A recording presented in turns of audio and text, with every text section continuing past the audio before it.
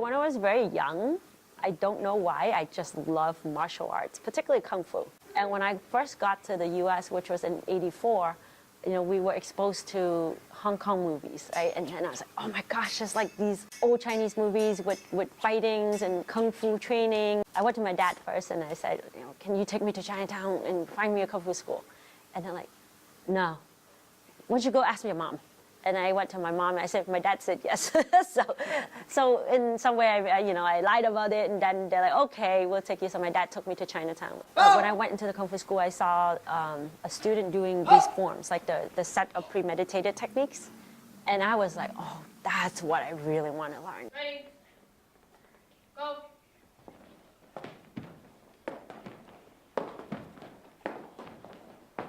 The word Kung means work, and Fu means man, as you know in Chinese. So Kung Fu means working person. It really taught me a lot about, confidence, like walking on the street and meeting people who are like drunk, kind of approaching you and like screaming and yelling at. If I met them on the sidewalk, I never felt like, okay, I need to cross the street to go to the other side and then avoid them and walk. I would just walk straight through. Because of that sense of confidence, people don't pick on you.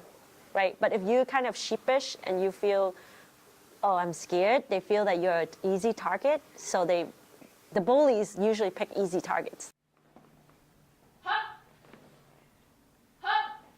For our school, it's praying mantis, which is a lot of it's grabbing, hooking, plugging, and clinging, tightening, like you're just not letting go, and being very agile. The voice, the loudness of what they do is for them to get all the chi out of their body.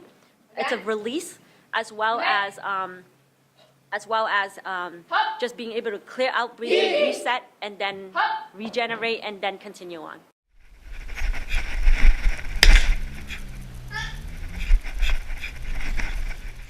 Kung Fu, as a martial arts system, is over 4,000 years old, right? And then in terms of the praying mantis style, we're almost 400 years old as a style.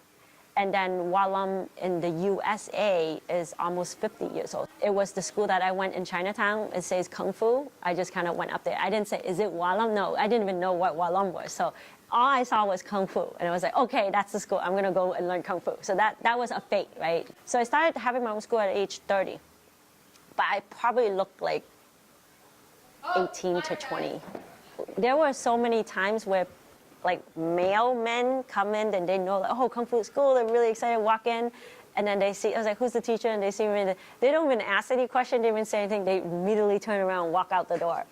So, but I never, got discouraged, because to me it was like, you're lost.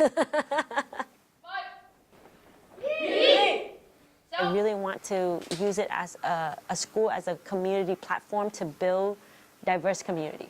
There's no differences, like even though they may be black or white or Asian or Chinese or Vietnamese or Latino or Portuguese or Brazilian, whatever it is, like once they hear the Kung Fu brothers and sisters.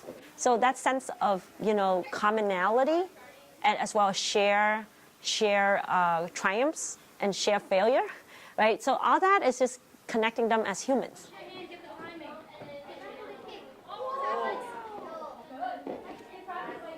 If you look at those guys, the students earlier, a lot of the students, they come in and they're pretty big. Or that they don't look as healthy. They don't move as fast. Kind of like almost like being hidden in the house for a long time, and they go over and they're kind of shy, and but then, these guys, you can see them like very like alive, energetic, and to see that we cultivate health is a real sense of success.